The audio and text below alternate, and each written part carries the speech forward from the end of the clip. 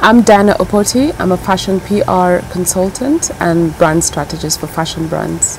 You do about three things. Describe those three things before we get into it. Well, I do a number of things, but they're all connected. So on one, for some clients, I'll just provide the traditional PR and market strategy services. I also have a TV program it's a lifestyle magazine program called Designing Africa, which sees me traveling across the continent to interview young designers and listen to just what's happening in the African fashion industry. And the other thing I'll do would be consulting on market strategies for fashion brands, specializing in African fashion. And Designing Africa is on DSTV, just? Yes. Yeah. Yes, Designing Africa was launched on DSTV. It's a fashion format. So let's look at Kenya. Yes. How many fashion designers are there, and what kind of things are they doing? Well, we've got about 200 plus different fashion designers in the country. They fall under two categories. We've got the fashion entrepreneurs who will make whatever is trending at affordable prices. They're not traditionally trained, but they're business people, and they're actually part of what's driving the fashion industry.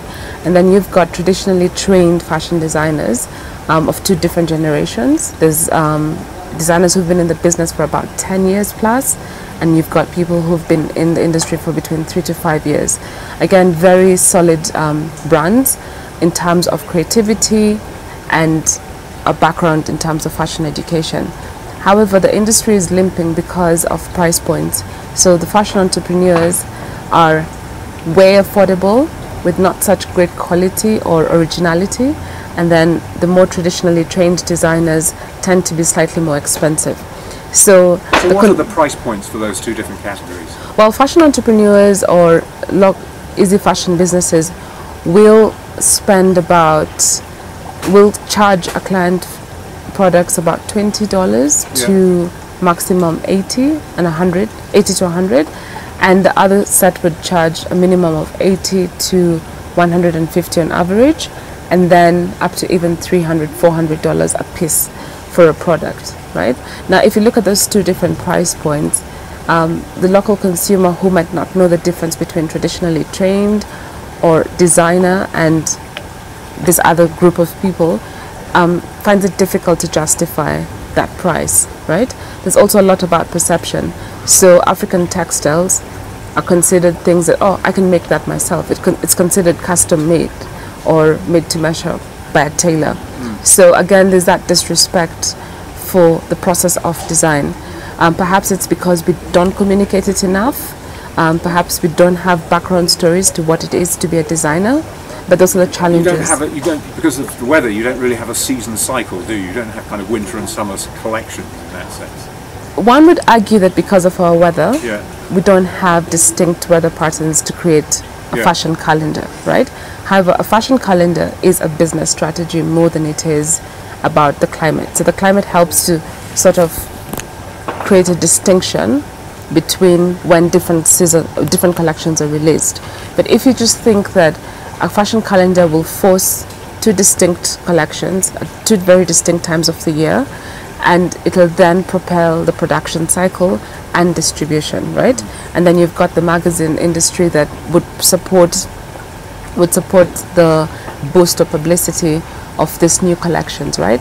Now, if you don't have that in a country, and this is where Kenya is, we don't have any structure at all. So in a sense, we really don't have an industry. We've got a lot of players trying to shape the industry, but we don't have a sustainable industry that you can almost predict this is how much people will make at this time of the year, or this is more profitable. Like in Europe or the US, you know that winter collections make more money. The winter season will make more money than summer, right? But you see, we're not able to make any intelligent decisions on business because we have no structure. And there's also an issue with retail, isn't there? Because in a sense it's not the retail structure in a sense to sell the clothes into. No, we don't have retail at all, and that's another challenge. Retail is really expensive, and the culture in this country, the culture in Kenya for retail really is that designers will sell in malls, or consumers will sell in shopping malls, right? So that's a traditional habit. So anytime you have anything that threatens the security of people in a mall, then foot traffic reduces, right? Shop space in malls are far too expensive. So if you're talking about the affluent clientele who malls are targeted to, and they're supposed to be walking into those malls, designers are going to spend how much would products cost? Yes. That's the big question, right? So again, that's the limiting factor to why we don't have as many retail spaces. I know that people could be a little bit more innovative and come together for concessions, and we have a couple of concession stores, but the ratio of designers in the industry versus the ones who are actually retailing is nothing to talk about. And one important thing that's happening is obviously the e-commerce retailers. Yes. So give me some sense of how the fashion designers are working with them and what the kind of changes that is making in the industry. Well, a couple of designers are stocking with platforms such as OLX, Jumia, and then they're just people selling in groups on Facebook, right?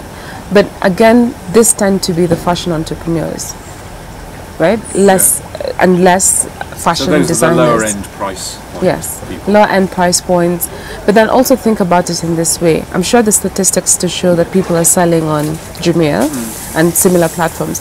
However, the consumer's confidence generally, even globally, in online selling, online purchasing, especially for women, is not very high, right? So I'm not sure a lot of people are actually making sales without returns on online stores. I mean, making purchases as consumers or designers making sales. Again, this is very largely due to sizing. Again, this is another thing the industry has not structured, right? So what is the Kenyan sizing? Will we work with the UK sizing or the US sizing or the South African sizing or the Asian sizing? All which are very present because of cheap Asian imports and the second-hand market, right? Yeah. So every third person of the mass market has a mixture of different sizes.